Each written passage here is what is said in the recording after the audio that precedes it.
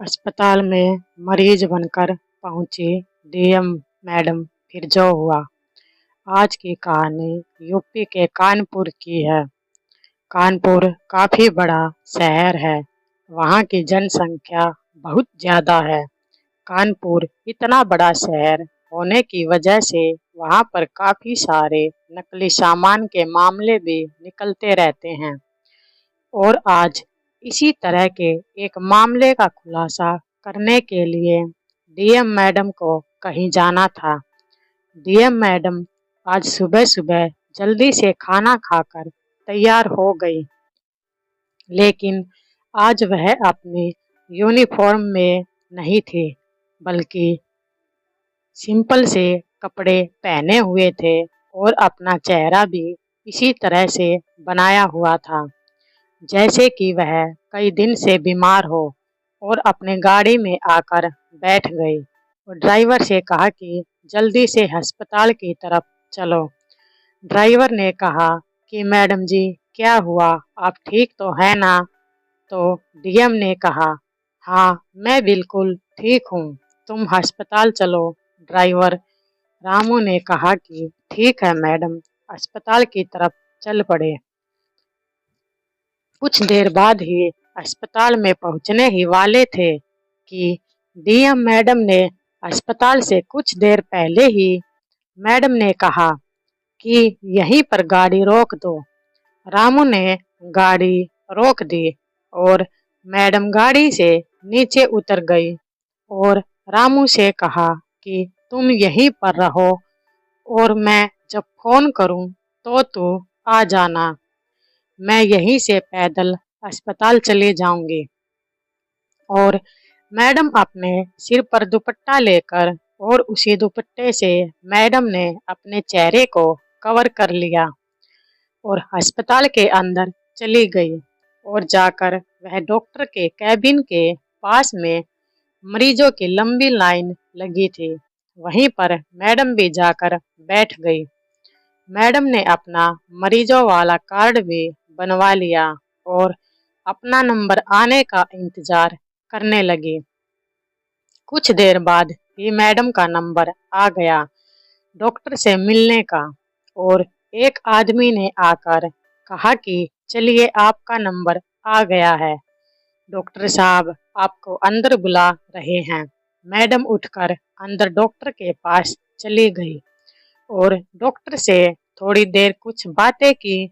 Doctor भी उसे मरीज समझ रहे थे और बस उसी सिलसिले में बात कर रहे थे। डीएम मैडम ने कुछ ही देर में किसी बीमारी का बहाना बना दिया और डॉक्टर ने बीमारी सुनकर उनके कार्ड पर कुछ दवाइयाँ लिख दी और कहा कि बाहरी अस्पताल के केमिस्ट्री स्टोर से यह दवाइयाँ ले लो। तो डीएम मैडम ने कहा कि सर, आपके अस्पताल से ही दवाइयाँ मिल जाएंगी, ना कहीं बाहर से तो नहीं लेनी पड़ेंगी। तो उसे डॉक्टर ने कहा कि नहीं मैडम जी, हमारे अस्पताल के अंदर ही केमिस्ट्री स्टोर है, वहीं पर आपको सारी दवाइयाँ मिल जाएंगी। आप जाकर दवाई ले लीजिए और जैसे मैंने बताया है उन्हें वैसे ही खा लीजिएगा, आप बिल्कुल ठीक हो जाएंगी। मैडम बाहर आ गई और केमिस्ट्री स्टोर से दवाइयाँ लेने लगी।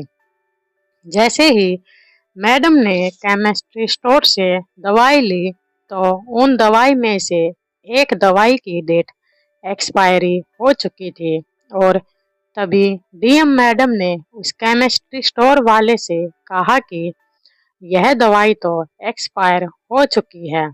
तो उस केमिस्ट्री स्टोर वाले ने कहा कि कोई एक्सपायरी दवाई नहीं है और वैसे भी 1-2 महीने तक कुछ नहीं होता, दवाई अपना आराम करती है। और तभी दूसरी दवाई मैडम ने उठाई तो देखा कि वह दवाई नकली सी लगी, दवाई असली नहीं लग रही थी, क्योंकि उस पर ऐसी कंपनी का नाम था जो कि गवर्नमेंट में उसका रजिस्ट्रेशन नंबर ही नहीं है। तो भी डीएम मैडम ने कहा कि यह दवाई तो नकली है। तो स्टार वाले ने कहा कि आपको कैसे पता कि यह दवाई नकली है? आप यहाँ पर कोई डॉक्टर हो या किसी कंपनी की मालकिन हो? तुमने दवाई बनाई है क्या जो तुम कह रही हो कि नकली है? तुम्हें पता है आजकल बहुत सारी कंपनियां दवाइयां बना रही हैं और जिस कंपनी ने यह दवाई बनाई है अभी नई नई आई है, उसी की दवाई है। अब मेरा माथा गरम मत करो, दवाई लो और चलो यहाँ से। तभी डीएम मैडम ने अपने चेहरे से दुपट्टा हटा दिया और उसके चेहरे से दुपट्टा हटते ही उस केमिस्ट्री स्टोर वाले की आंखें फटी की फटी रह गई, क्योंकि जिस औरत से वह बात कर रहा था और जिससे जाने की बात कह रहा था वह कोई और नहीं बल्कि उसी शहर की डीएम निकली। तभी वह हाथ जोड़कर मैडम से कहने लगा कि मैडम जी मुझे माफ कर दीजिए, मैडम जी मुझे माफ कर दीजिए। और तभी उसकी आवाज सुनकर और भी लोग वहां पर इकट्ठा हो गए और डॉक्टर भी आवाज सुनकर अपने कैबिन से भागकर आ गए। तभी डॉक्टर ने कहा कि यह क्या तमाशा लगा रखा है तुमने? आपको मैंने कहा था कि दवाई ले लीजिए, ये आप क्या तमाशा करके खड़ी हो गई हो यहाँ पर? यह मेरा अस्पताल है, कोई अखाड़ा नहीं है। तभी मैडम ने उसकी तरफ चेहरा घुमाया तो उस डॉक्टर के पैरों तले की जमीन ही खिसक गई। डॉक्टर ने देखा कि यह तो शहर की डीएम है जिसे वह एक मरीज समझ रहा था। उसके बाद क्या हुआ, इसके आगे की कहानी हम आपको बाद में सुनाते हैं। पहले आप हमारे चैनल को सब्सक्राइब कर दीजिए और वीडियो को लाइक कर दीजिए। आज की कहानी सुनीता राठी की है। सुनीता राठी एक बहुत ही सुंदर और सुशील लड़की थी और वह काफी ईमानदार भी थी।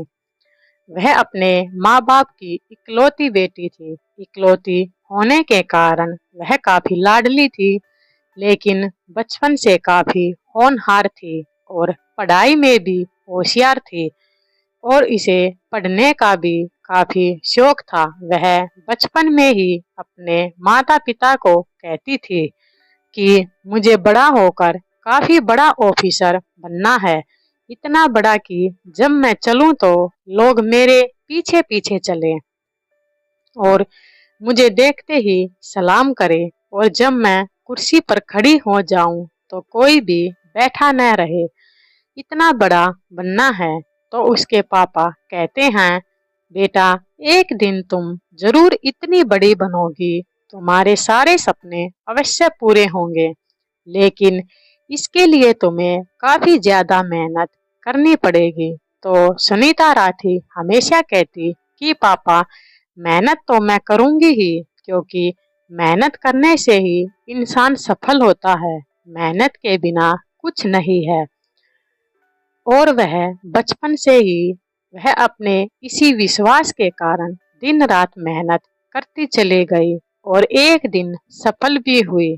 और आज वही दिन था जब डीएम मैडम डीएम बनकर अपने पापा के सामने खड़ी थी और उसके पापा अपनी बेटी को डीएम बना देखकर खुशी से फूले नहीं समा रहे थे। लेकिन अपनी बेटी को ड्यूटी पर चढ़ने से पहले ही उन्होंने अपनी बेटी को एक सीख देते हुए कहा कि बेटा अपने पापा की एक बात हमेशा याद रखना और अपने गांठ बांध लेना।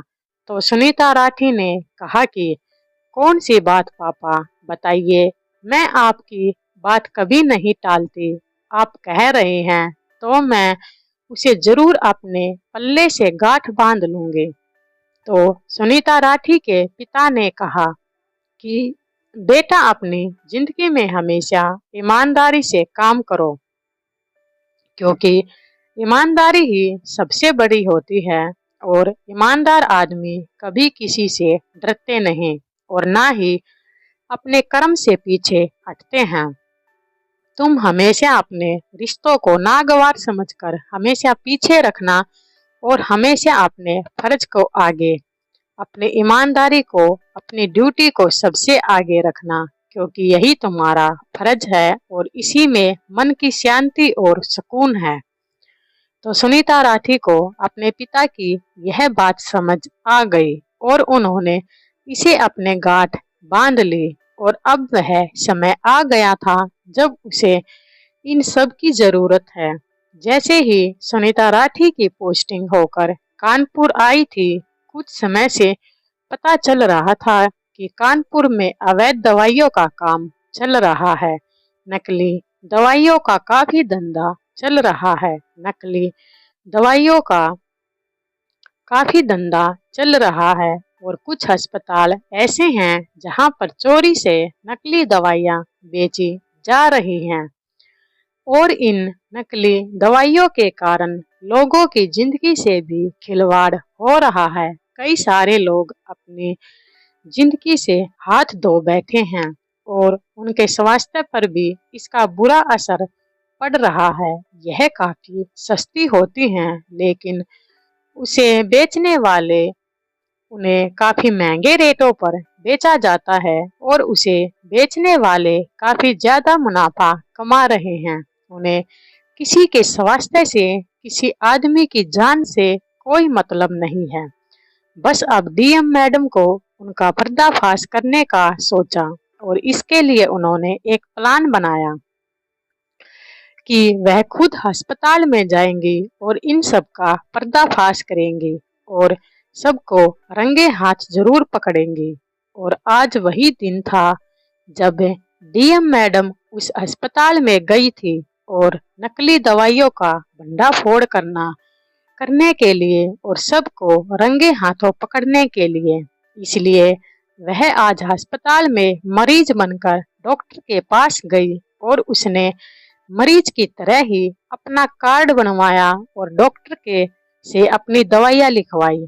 जैसे ही अस्पताल के केमिस्ट्री स्टोर से दवाइयाँ लेने लगी तो उनमें से कुछ दवाई एक्सपायरी और नकली दवाइयाँ निकली। डीएम मैडम ने जब केमिस्ट्री स्टोर वाले से कहा तो उसने मैडम को धमकाना चाहा, लेकिन जैसे ही मैडम ने अपना चेहरा दिखाया तो उसके पैरों तले की जमीन ही निकल गई थी।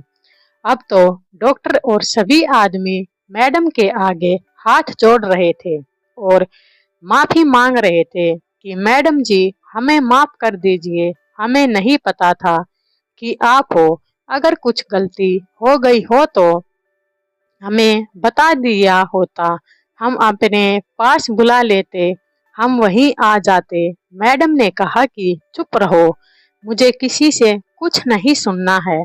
अब जो भी होगा वह सीधे थाने जाकर होगा। तुम सब पर अब सीधा एक्शन लिया जाएगा।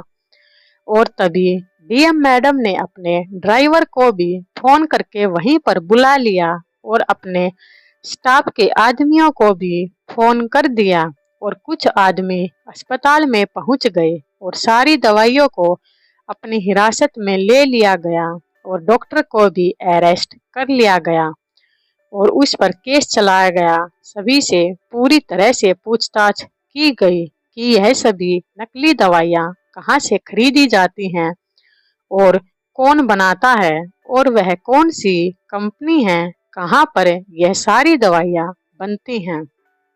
सभी से पूछताछ की गई तो डॉक्टर ने सारी बातें बता दी।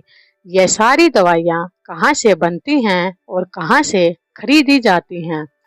उसके बाद वहां जाकर छापा मारा गया तो वहां पर बहुत सारी नकली दवाइयों का स्टॉक रखा हुआ था और काफी सारे लोग जो दिन रात दवाइयाँ बनाने में लगे हुए थे सभी को पकड़ लिया गया और उससे फैक्ट्री के मालिक को भी पकड़ लिया गया। उस पर भी केस चलाया गया और उसे भी सजा हो गई। डॉक्टर को भी 5 साल की सजा हुई। बाद में डॉक्टर को छोड़ दिया गया, लेकिन उसे फ्यूचर में कभी इस तरह का काम ना करने के लिए कहा गया और कहा कि अगर फ्यूचर में ऐसी नकली दवाइयों को बेचते हुए पाए गए तो काफी बड़ा एक्शन लिया जाएगा। इस तरह से डीएम मैडम ने नकली दवाइयों के गिरोह का पर्दाफाश किया और उसे बेचने वालों को भी सलाखों के पीछे पहुंचाया। यही थी आज की कहानी।